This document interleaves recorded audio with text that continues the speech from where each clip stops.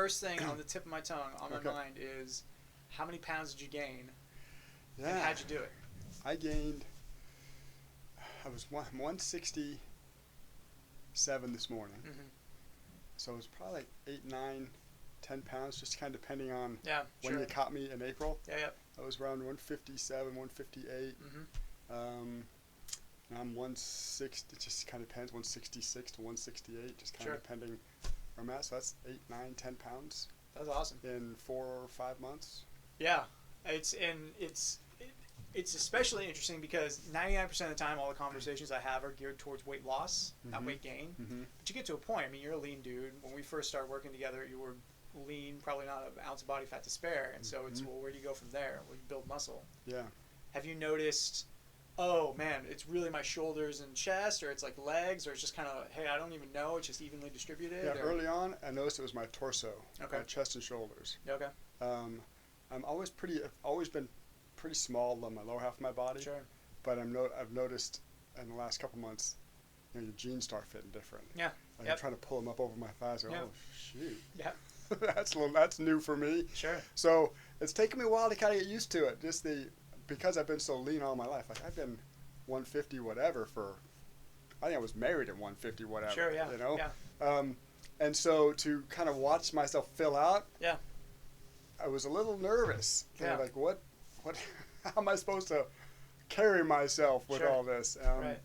But then I got used to it. It was a different experience. 100%. Yeah.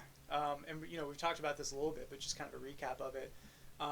Do you feel any bigger or slower or bulkier or those types of connotations that come with increased muscle mass? Yeah, none. I don't feel slower. Don't feel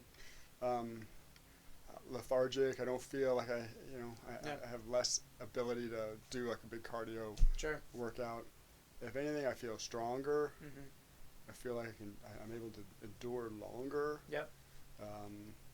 And so that's been kind of an unexpected. Sure. You guys talk about it in the nutrition program, right? Like these things. And so I'm like, okay, well, I'll give it a shot just to see what happens. Really, and you asked, I think early on, the first question was how you did the nutrition program. I attended that. Yep. I didn't actually attend it saying, okay, I want to gain weight. I just, okay, sounds count macros. I'll sign me up. Sure. It sounds like an interesting way to do this. Sure, yeah. And my intention was like, I'll just stay around that 160 right there. Yep. And then I just kind of slowly would gain a pound here, a pound there. But then I sort of plateaued in that 8 to 9 pound increase. Sure. And I felt comfortable there. Dan was like, how do you feel? I'm like, I feel fine. It's weird. I feel, bigger. Yeah. But I feel good. And he said, okay, let's just keep you there. Yeah. So I've just kind of kept that same count. Sure, yeah. For the last 2-ish months and just kind of living life at getting comfortable there. Sure. But it's definitely, there have been, like you guys talk about, you get the PRs. I've had those, which surprises me. Sure. Lower body's not as strong as my upper body, and so some of the lower body and overhead squat kind of stuff, like 20 pound PR, and I kind of what the heck, So those kinds of things were kind of exciting to sort of see come as a result. For sure.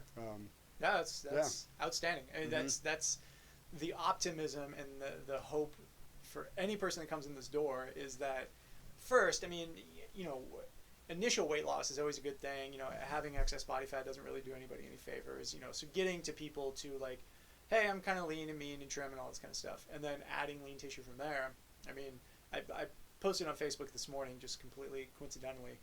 No one has ever said, man, all this strength and all this athleticism, man, it's really dragging me down in life. I really wish I was weaker. Like nobody, that's not a thing. No one ever has said that, right? For sure. Right.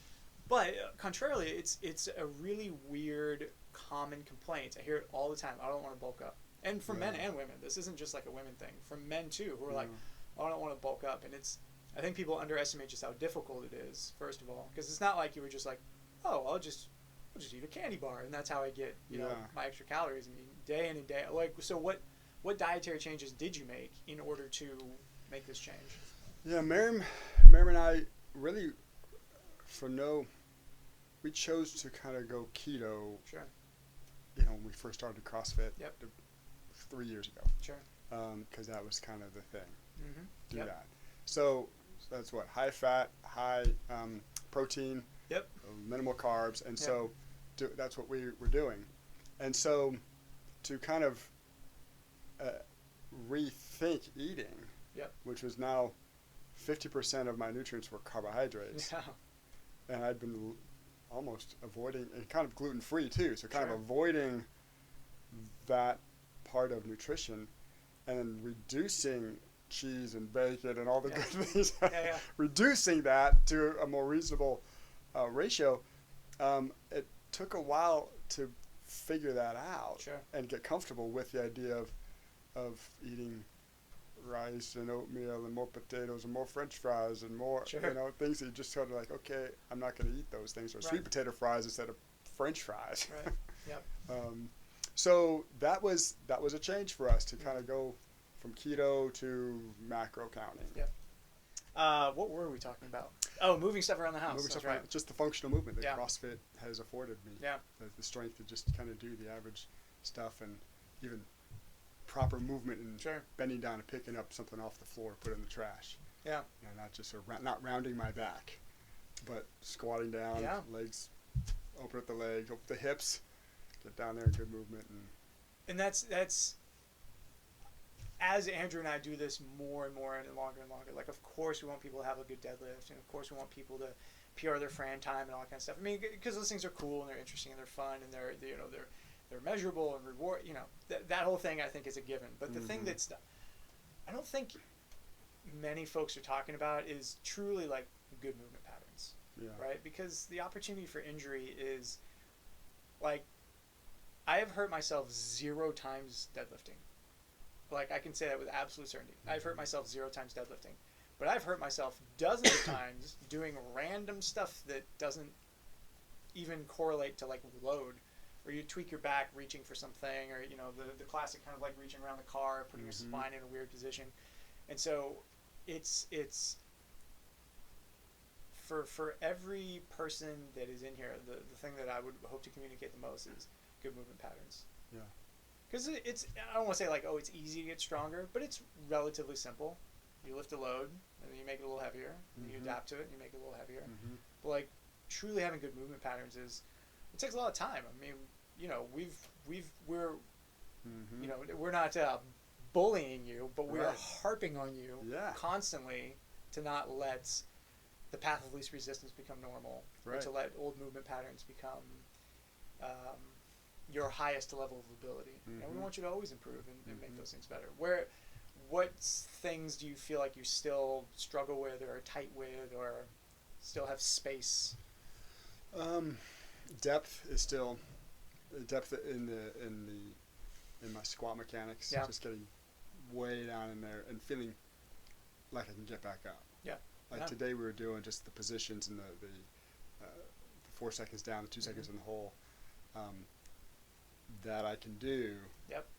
But to try to get to that depth with my 1 rep max on 200 whatever pounds, I'd be afraid to do that. Sure.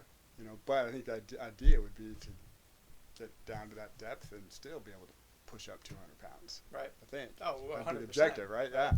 So the depth is still a thing for me,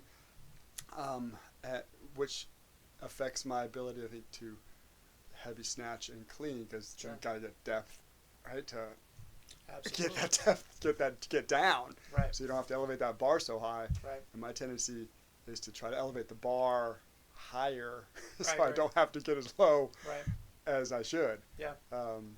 And so the depth is probably a real limiter for me right now. Gotcha. But it's definitely, I'm getting lower. 100%. Over time. No, I can see it. I was just, kind of had a bookmark in my head from you doing squats this morning. I was like, actually, you're getting pretty low, and you're, getting down. It's just, it's slow. It's slow progress. What skills? I can't even think of what skills are out of your grasp at this point. Do you have all the skills at your disposal? In terms of all the movements you guys prescribe, yep. One, I think the next thing on my horizon, if I could ever, would be like a handstand walk. Yeah. Like, 'cause I can now do handstand push-ups, without any ab mats, and I can do the ring muscle up or the bar muscle up and double unders, which would be sort of the big complicated ones. Yep. And so the handstand walk, yeah, which I don't think is a typical thing I don't think we've ever prescribed it. As far as I know. But it's coming because okay? Well, because here's kind of the issue with that, right? So you go, all right, today is box jumps and double unders and cleans and a handstand walk, and it's like, well, for the person who doesn't have a handstand walk, which is most people, you go, well, what is the scale for that? And the scale, like if we were doing the CrossFit Games Open, the scale's a bear crawl, but that's fine for like a competition, but that will not get you any closer to a handstand walk. Right. So the thing that we're devising, and these progressions are all in existence. It's not like we're trying to reinvent the wheel, but for our population.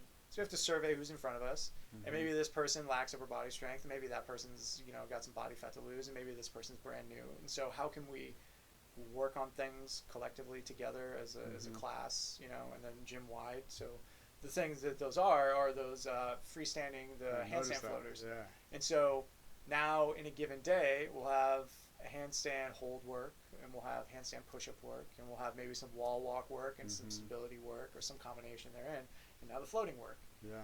And the thing that's tough about programming is not necessarily just like, what should we do? Cleans. Oh, cleans, that's brilliant. But it's like, well, how does cleans fit into the context of the people? How heavy should they be? How many should they be?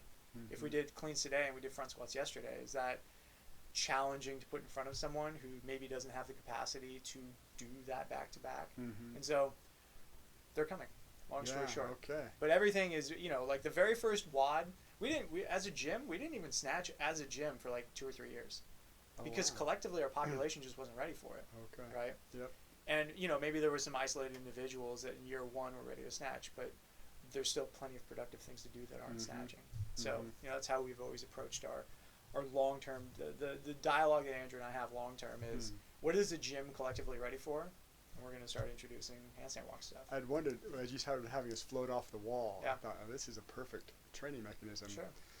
Because for me, even sometimes when I pop up into a handstand for a handstand push-up, sometimes I naturally gravitate away from the wall. My body just sort of goes straight up, and I'm thinking to myself, I'm actually pretty close to just doing this without any support. There.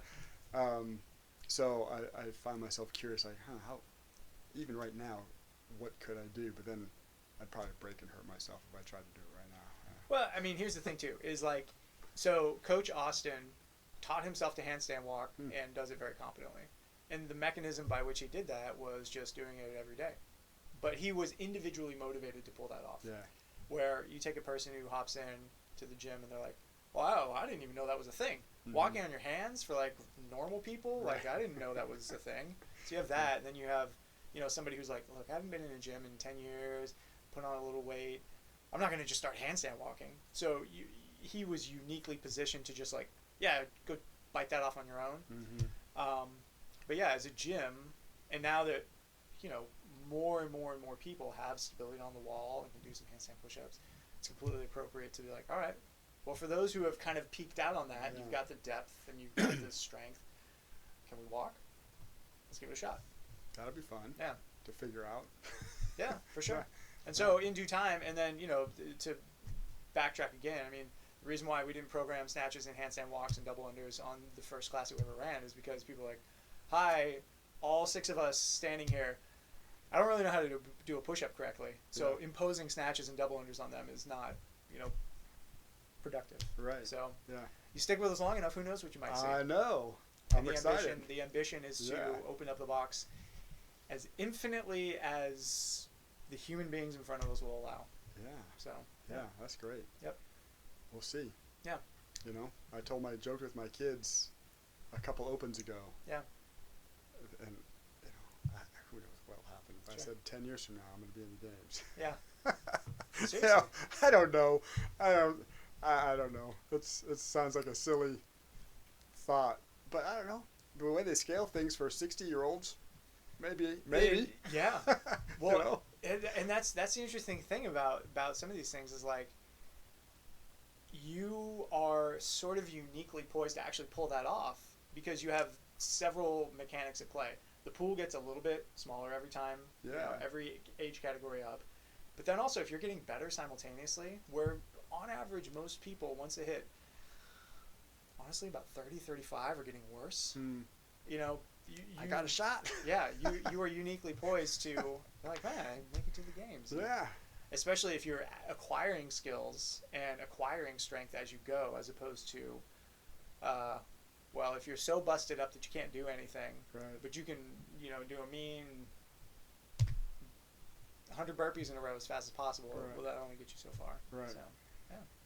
Be interesting. So I'm glad that's on your radar. I got 8 more years. One of those, like, those little pie in the sky things out there. Yeah. I don't know. It'll be fun. I mean, it's fun to. So I've done the Open twice. Yeah. And to see where I ended up in the world. Mm-hmm. The first time. Yeah. So in 2017, I was in like my age group at, I think it was the 50 or up to 49. Mm-hmm. I was in the 49th percentile. Mm-hmm. This year, I was in the 70th percentile. That's a big jump. Yeah. That's not too shabby. Yeah. So I figured, okay, well. Yeah. Just extrapolate that and you'll win in no time. Going. Yeah. So I think in 3 years, I hit another age group or something. So I don't know if it's every 5 years. It's every. Yeah. So it's pretty. I may hit maybe that's when the weights drop, or I don't know. Well. Or they scale it. Were you for this last one? Were you doing all the same RX stuff? There was no gimmies of weights or anything like. Yeah. So I think it is at. Wait, how would you say you were? I'm 51. Is it 54, 55, somewhere right in there? Yeah, I think it's there where you get to use lighter weights, less technical movements, and shorter ranges of motion. That might be my jam. Yeah. I might take over.